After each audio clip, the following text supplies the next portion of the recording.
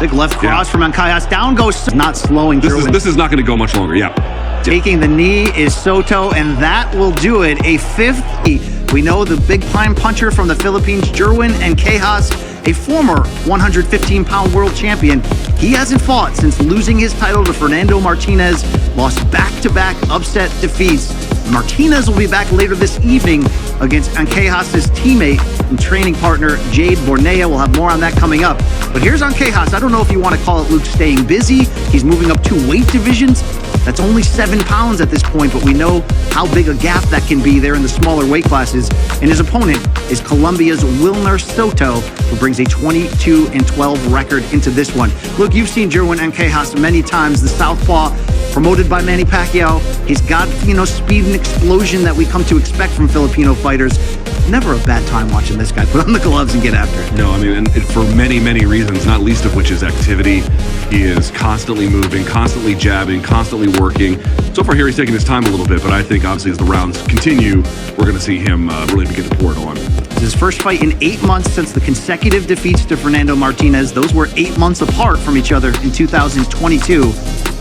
But moving up 2 weight classes to stay busy, it is part of a plan for Ancajas. According to Manny Pacquiao Promotions President Sean Gibbons, they told Ring Magazine this week if Ancajas gets past Soto tonight, the plan for him is to move back down to 115 and challenge Takuma Inoue for the WBA bantamweight title in Japan. Sorry, that would be down 1 division, down to 118. Right. Inoue, of course, the younger brother of pound-for-pound king and 3-division champion Naoya Inoue. But big business here for Ancajas, whether it's the ideal of maybe chasing a third chance at Martinez, although he has had trouble making weight at 115. It's been a struggle. Or coming back for a title at 118. Let's see how he looks here tonight. Boy, already Ancajas, again, pronounce it however you prefer, but he is already landing like a sniper on Soto. Uppercut to the body as he began to distance close, and then he had landed a right hook around the gloves as well. Ancajas in the white and red trunks. His opponent in green is Wilner Soto, goes by the nickname of Wilbur, the 32-year-old from Canalete, Colombia. Luke, you frequented that South American nation often. Have you crossed paths with his hometown? I have not. I've been to Colombia many times in the last 10 years. I have never been to Canalete, no. Big overhand left there from Ancajas. Like Venezuela, by the way, most of the boxing in Colombia is on the coast.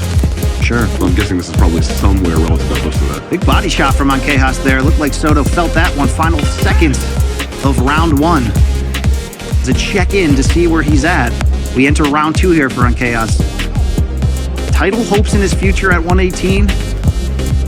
Can he deal with the punching of Soto, who himself, Luke, does enter on a 6-fight losing skid? Yeah, he is... Soto is rhythm stepping a lot, which means he's bringing his feet together before going back out, almost like a reset. And that just makes you significantly easier to time. Coach Barry Robinson, coined the term rhythm step. He's a heck of a hot follow on Instagram. Sure is. Sure is. Has a keen eye for all things boxing and mixed martial arts. A slow start here to round 2 in this 122-pound bout. Soto having a real hard time, BC, trying to figure out how to get inside. Every time he's tried thus far, he's getting picked apart. Just like that. Just like that. Left straight to the body, right hook. Soto has faced world-class competition before. In 2019, he lost via 4th-round TKO to unbeaten Mirjan Akhmadaliev. And the note here is that was the fight before Akhmadaliev would upset Daniel Roman by split decision in an Fight of the Year candidate to take 2 of 4 world titles at 122 pounds. But you know how boxing can be. Akhmadaliev returned and was upset over the past year by Marlon Tapales to lose those 2 world titles. Boy, Soto coming in tall. A couple of lefts over the top there for Ancajas. Found the mark. Look at that, BC. As soon as he comes in, Soto just can't find a way inside so far. Ancajas has fought in this weight class twice before in his career, but not since 2013.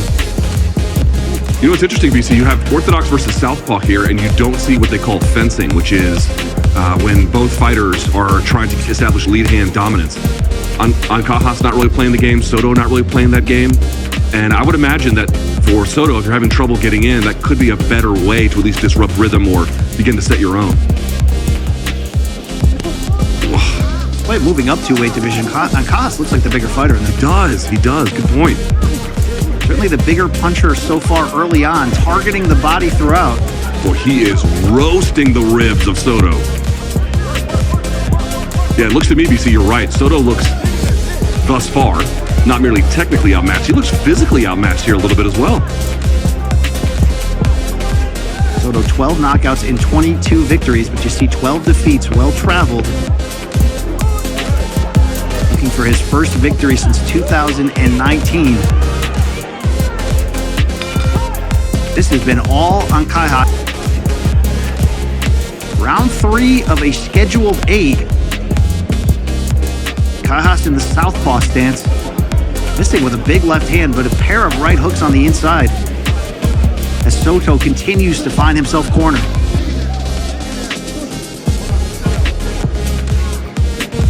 Round 2 began a little bit slow. We're seeing Ancajas step on the gas a bit.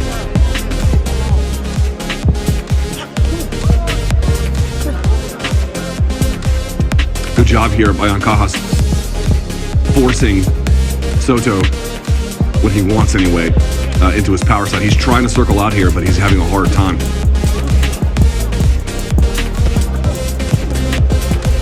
Ancajas currently ranked number 8 in the WBA at 118 pounds. Yeah, you can see here Ancajas really corralling Soto at this point. Not headhunting though. Looking almost to use the jab as a setup for these left crosses to the body.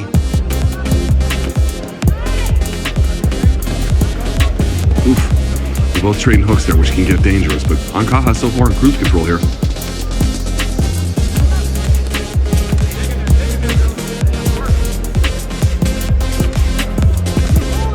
Yeah, also just in terms of physical strength when they lock up, that's one thing, but the punching power seems to be a discrepancy there as well. Soto just not really able to hurt Ancajas even when he can land, which is infrequent already. And this continues to be a one-sided shootout here for Ancajas, picking apart mostly the body, some good clean headshots here along the ropes.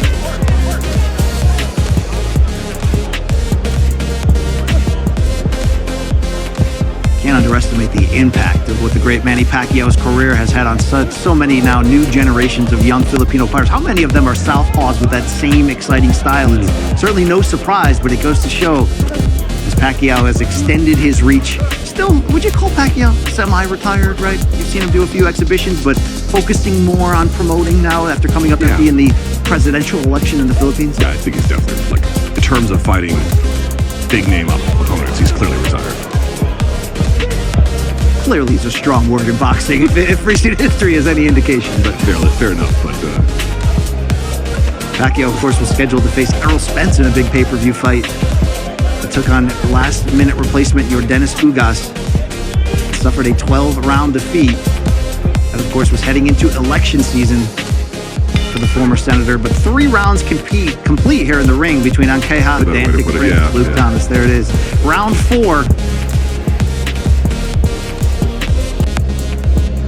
Junior featherweights here. Good 1-2 across the top from the southpaw Ancajas. You get the feeling if he stepped on the gas, he may be able to cause an end to this fight.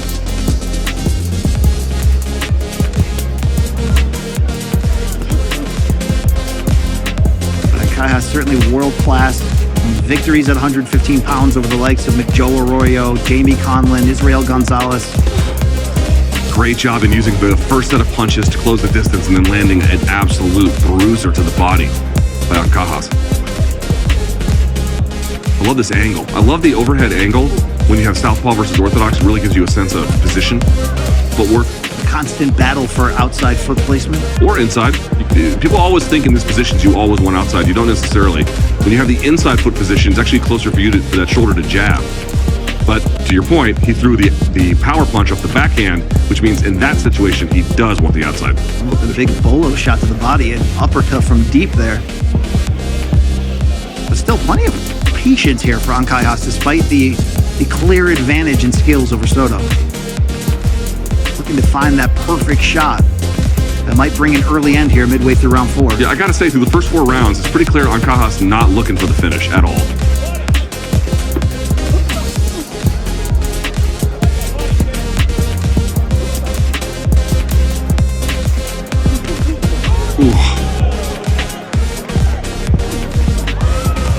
as soon as I'm just jinxing all of the fights in the best way, I suppose. Big left cross from Ancajas. Down goes Soto in round 4. It felt inevitable. It's a fast count from that ref. Referee Charlie Fitch giving him the standing 8 count here and continuing the action. It might not last much longer. They're going to stop this. Big left hands from Ancajas. Goes to the body. Soto fighting back. Looked like he was going to hold for a second. Finally gets the clinch to stop the action. 30 seconds is an eternity in circumstances like this. Oof. Big left hand hits the mark. Can Ancajas build upon the knockdown this round?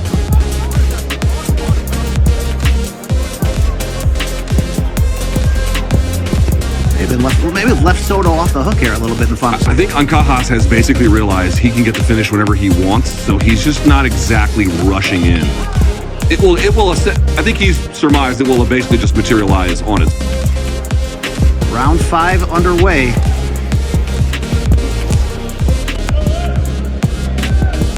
Ancajas looking to shake off 8 months of inactivity from the pair of defeats to now world champion Fernando Martinez at 115 pounds. It was never an easy weight cut for Ancajas in recent years. Now the talk is about a reinvention at 118. He could stay on the path to victory here against Soto.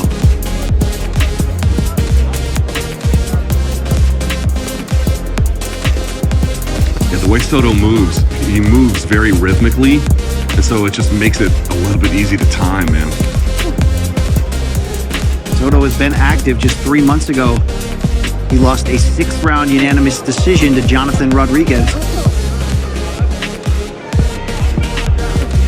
But look, you need fighters like Soto who can test younger fighters on the way up. This is not in necessarily that situation as Ancajas is established and a former champion, but still giving rounds as Ancajas stays busy. Oh, big left. He's been looking for that counter too. He's been looking for it. And here comes the head hunting as Ancajas enters finishing mode. Soto wisely getting the referee involved here. Veteran fighter knowing when to clinch to slow down the action, but it seems like Ancajas can hit him with whatever he wants to. Brilliant lead uppercut there. Love that. Also, I just got to say, Ancajas seems to have absolutely zero fear of anything Soto throws, right? He'll just take it. Absolutely. I do wonder if we're one big flurry against the ropes away from a stoppage, given how clean Ancajas has been able to land with these big shots. The best Soto can do is hold. Soto is outmatched, but you can tell he's been in the ring a few times, right? He's got a few was that a low blow? What was that? He kind of bent over there, and then the referee didn't jump in to intervene, and so they went back to boxing. Could be a borderline shot along the waist and the belt line of Soto, but it looked like Soto came back with one in the same area to Ancajas, maybe a little bit of payback, but this is not slowing through. This is not going to go much longer, yeah. Taking the knee is Soto, and that will do it. A 5th round TKO for Jerwin Ancajas, his first fight here in a move. This was up to 122 pounds. The plan, as we have talked about, though, is a reinvention here at 118, following consecutive defeats to Fernando Martinez and the loss of his super flyweight title.